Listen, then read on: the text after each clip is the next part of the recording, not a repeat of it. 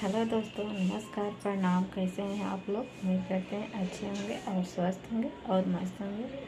तो दोस्तों, हम लेकर आए हैं एक शादी विवाह गीत। आप लोग सुनिए, वीडियो को भगाइएगा मत, लास्ट तक सुनिएगा। विवाह गीत बहुत सुंदर है दोस्तों।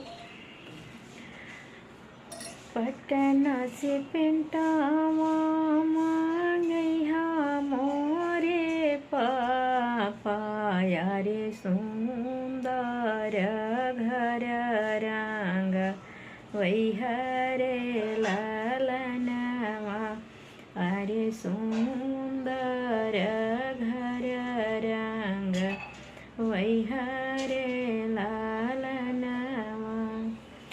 घोड़ावा चढ़ल अइले दुल्हा रामचंद्र दुल्हा, मने मने करेले विचार रे लालनवा, अरे मने मने करेले विचार रे लालनवा।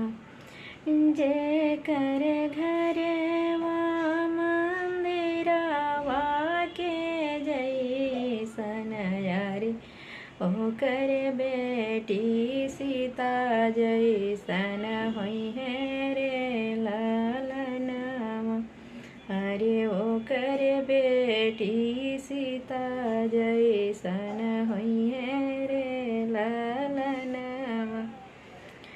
आरस पेंटावा मांगैहा हमारे भैया, यारे सुंदर घर पोतवैहा रे लालनवा, अरे सुंदर घर पोतवैहा रे लालनवा।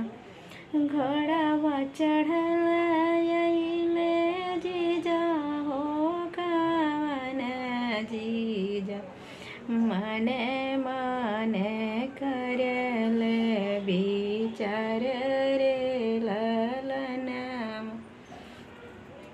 जे कर घरवा मंदिरवा के जैसन, यारे ओकर बहिनी कैसन होई है रे लालनवा, अरे ओकर बहिनी कैसन होई है रे लालनवा।